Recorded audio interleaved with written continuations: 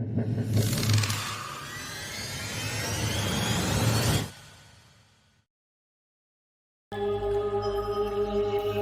वाला भूत। हेलो दोस्तों, अगर आप हमारे चैनल पर नए हैं तो प्लीज़ चैनल को सब्सक्राइब कर लें। दोस्तों, मेरा नाम मनीष है और मैं जयपुर का रहने वाला हूँ। मैं चॉकलेट बेचने वाली एजेंसी के लिए सेल्स एजेंट के तौर पर काम करता था। दिन भर में मुझे 30 से 50 किलोमीटर चलना पड़ता था और अलग अलग लोगों से हमारे प्रोडक्ट के ऑर्डर लेने होते थे और माल पहुँचाना होता था। कभी कभी एजेंसी का मालिक मुझे बाइक दे देता और कभी कभी रिक्शे का किराया भी दे देता था। 3 महीने पहले एक ऐसे भयानक भूत से मेरा सामना हुआ कि तब से मैंने खौफ और डर के मारे बिस्तर ही पकड़ लिया।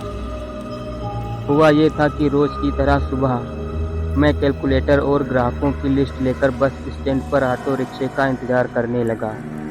तभी एक पुराना ऑटो रिक्शा मेरे पास आया। मैंने देखा उसके अंदर सफ़ेद कपड़ों वाला एक काला सा इंसान बैठा था। रिक्शे वाले ने मुझसे पूछा कि कहाँ जाना है।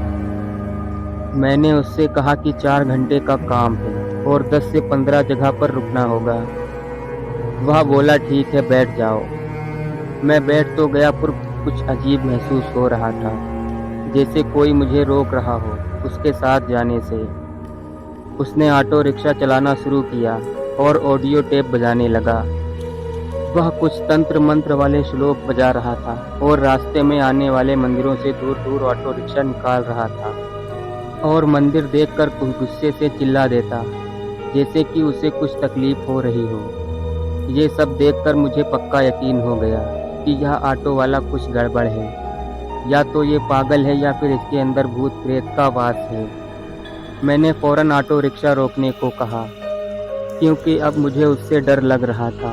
उसने मुझसे कहा, भैया ब्रेक काम नहीं कर रहा है, चुपचाप बैठे रहो। मैं चालू रिक्शे में चिल्लाने लगा। वह इंसान अपनी पागलों की तरह जोर जोर से हंसने लगा और फिर पूरी तरह से अपनी मुंडी घुमाकर मुझे घूरने लगा और बोला कि चिल्लाओगे तो तुम्हें अपनी दुनिया में लेकर चला जाऊंगा। यह सुनकर मेरे कान सुन्न पड़ गए। मेरी जुबान हलक से नीचे उतर गई और मैं उस रहस्यमय व्यक्ति के हवाले था।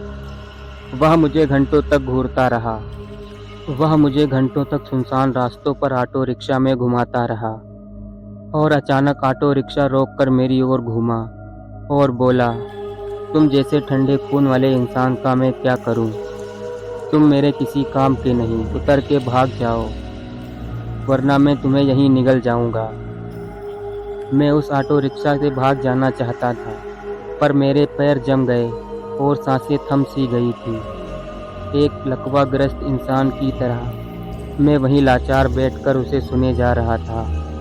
उसने फिर गुस्से से चिल्लाते हुए अंगूठियों से भरा हुआ पंजा मेरे सिर पर दे मारा और मैं किसी गेंद की तरह उछलकर रोड पर जा गिरा। जब मेरी आंखें खुली तो मैं वहीं ऑटो रिक्शा के पास फुटपाथ पर पड़ा था। अपनी घड़ी देखी तो दोपहर के 12 बज चुके थे और बस स्टैंड पर खड़े लोग नफरत और धिक्कारी भरी नज़र से मेरी ओर देखे जा रहे थे, जैसे मैं कोई शराबी हूँ। मुझ में उठने तक की शक्ति नहीं थी। मैंने लेटे लेटे ही अपने दोस्त को फ़ोन करके मदद के लिए बुलाया और वह मुझे उठाकर मेरे घर तक ले गया।